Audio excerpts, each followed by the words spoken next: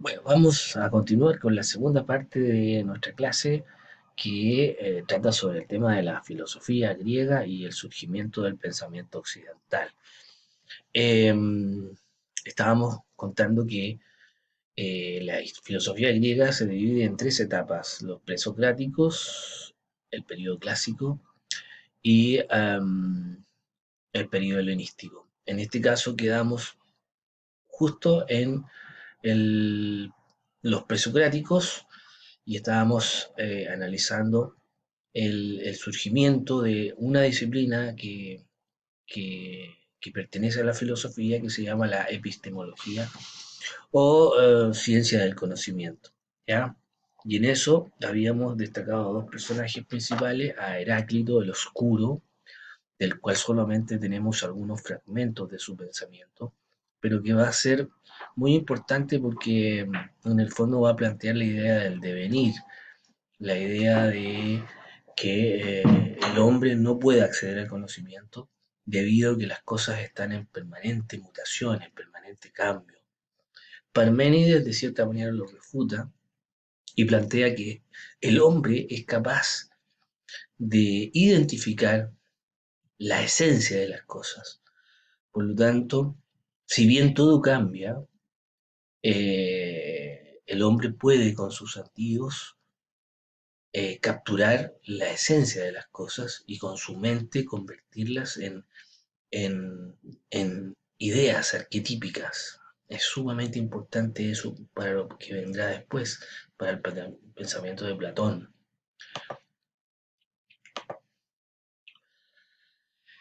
Aquí hay algunos fragmentos del pensamiento de Heráclito.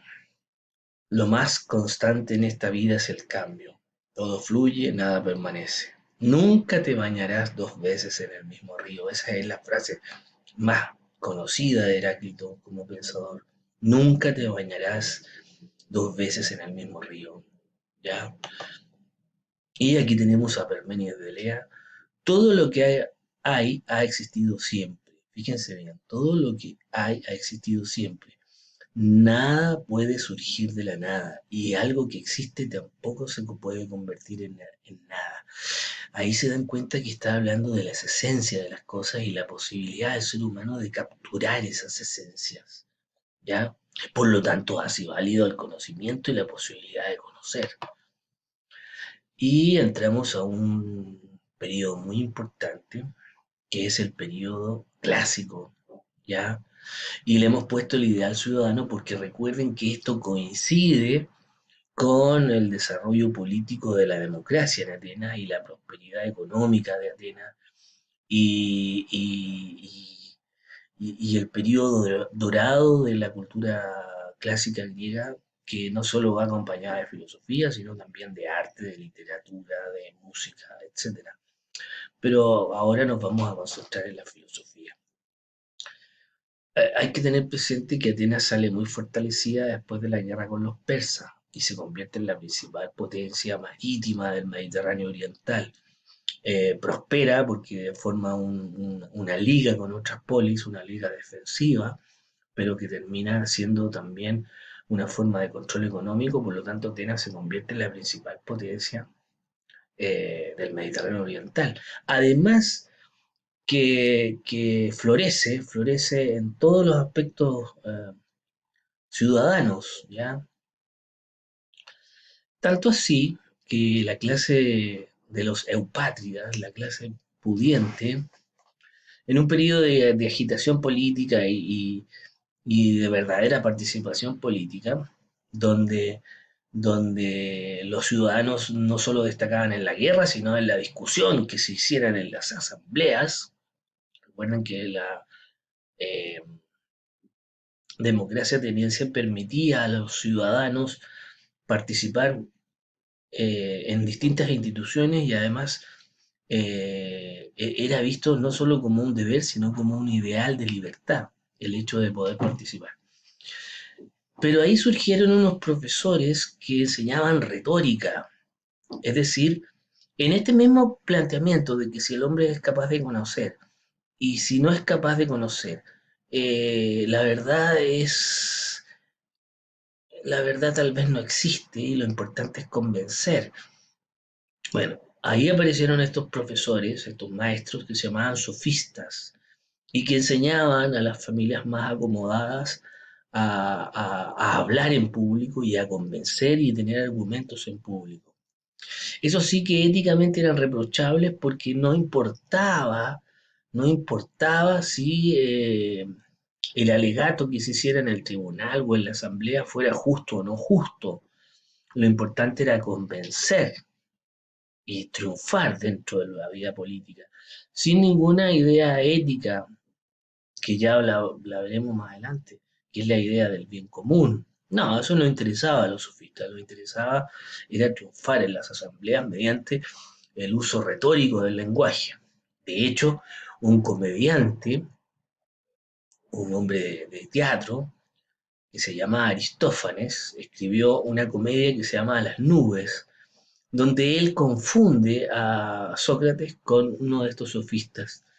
Pero estaba profundamente equivocado porque Sócrates es todo lo contrario, un sofista. Sócrates es un tipo que plantea que el uso racional de la inteligencia humana debería alcanzar, si no la justicia, una sociedad cercana a la justicia.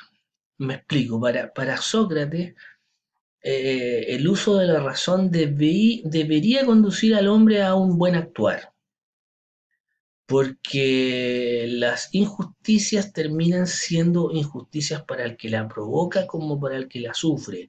Por lo tanto, él va a buscar, tanto en un sentido epistemológico como en un sentido ético, la verdad. ¿Y cómo va a ser esa búsqueda de la verdad? Mediante el diálogo, mediante la argumentación, ¿ya? Por eso le decían el moscardón de Atenas, porque andaba molestando en todos lados, porque ponía en duda todo lo que se consideraba verdadero o bueno dentro de la sociedad. Era un crítico de la sociedad ateniense. Eh, ¿Cómo lo sabemos esto? Lo sabemos porque su discípulo Platón lo puso como principal personaje en sus diálogos, ¿ya? Eh, de cierta manera, Sócrates eh, buscaba un sistema ético y político donde los ciudadanos gobernaran de la forma más racionalmente posible, ¿ya? Eh, Hay que agregar algo, la democracia que nosotros admiramos en los griegos tenía críticos feroces, entre ellos al mismo Platón, que ya lo veremos por qué. ¿Y cómo sabemos que Sócrates no es un personaje literario inventado por Platón? Porque él tenía otro discípulo que se llamaba Genofonte, que se dedicó más bien a la historia más que a la filosofía. Por eso sabemos que existió un maestro que se llamó Sócrates, eh, aunque el Sócrates de Genofonte es bastante más humano eh, que el Sócrates de los diálogos platónicos. Bueno, en plena democracia Sócrates es juzgado por corromper a la juventud y es sentenciado a morir, a beber la cicuta. Eh, y ahí es donde Platón escribe la famosa apología de Sócrates, que es la defensa que hace Sócrates de que él en realidad no está corrompiendo a nadie, sino que anda buscando la verdad. Sin embargo, una vez que es juzgado, a Sócrates se le plantea la posibilidad de huir. Platón era un tipo de clase alta y tenía los recursos junto con otros discípulos para hacer huir al maestro, y el maestro se niega porque plantea que aunque él, eh, eh, aunque él quisiera vivir, no podría vivir tranquilo si es que hubiera huido cobardemente de la imposición que su comunidad le ha designado, que es morir. Es decir, el acto heroico de Sócrates es por el respeto a las leyes de la comunidad, en este caso de Atenas. Y por eso surgió el otro diálogo que se llama Las leyes, que también escribió Platón, donde cuenta este episodio que finalmente Sócrates, teniendo la posibilidad de huir, no lo hace porque respeta las leyes de su comunidad, las leyes de su ciudad. ¿Y qué va a hacer él sin su ciudad? Nada. No, no se puede ser libre si no, no es un ciudadano y acata lo que la comunidad quiere. ¿Ya? Luego viene Platón, que en términos epistemológicos va a continuar con las ideas de Parménides. Él va a decir que si bien todo cambia, todo muta, Platón, los seres humanos tenemos la posibilidad de conocer principalmente porque logramos capturar las ideas de las cosas. Y entendiendo las ideas de las cosas, podemos identificarlas. Por lo tanto, habían dos mundos, el mundo cambiante y que solamente captamos mediante nuestros sentidos, mediante nuestra vista, nuestro oído, nuestro gusto, nuestro tacto, pero ese mundo cambiante que captamos a través de nuestros sentidos es muy difícil, o sea, no basta para conocer basarse exclusivamente en eso, sino que el hombre debe pensar abstractamente y identificar la esencia de las cosas para llegar a conocer. El verdadero conocimiento no está en este mundo, sino en el mundo de las ideas. Platón fue un férreo opositor a la democracia, más que mal le habían matado a su maestro. De hecho, hay historiadores que señalan que Platón, cuando escribió La República, que es el libro político más importante de Platón, estaba mirando con ojos coquetos a la organización espartana. En ese libro Platón plantea que la sociedad perfecta sería una sociedad piramidal, estratificada, donde el gobierno de las polis estuviera a cargo de los sabios, de los inteligentes, de los filósofos.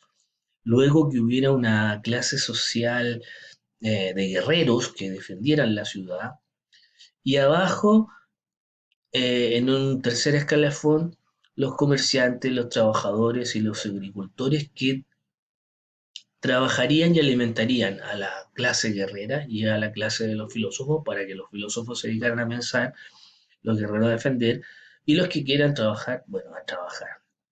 Esa utopía platoniana eh, tenía un pequeño problema. Las polis no se daban en el aislamiento, menos Atenas, que era una ciudad dedicada al comercio marítimo. Por lo tanto, esa utopía de Platón no se llevó a cabo nunca y de cierta manera tenía rasgos bastante inhumanos eh, eh, en muchos aspectos. ¿Ya? Platón era de cierta manera políticamente un aristócrata y que abogaba por una élite intelectual que gobernara las ciudades. Se va a desplazar a la Magna Grecia Platón eh, para educar al hijo del tirano de Siracusa, pero parece que era medio antipático Platón porque después lo vendieron como esclavo.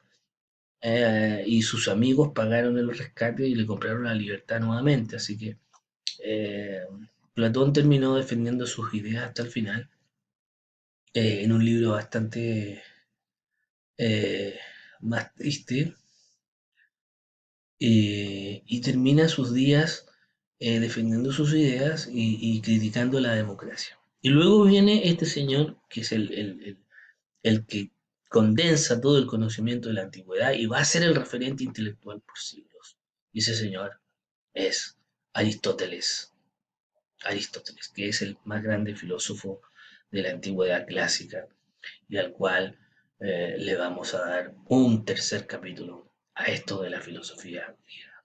Presocráticos, periodo clásico, nos falta Aristóteles y el periodo helenístico. Y terminamos.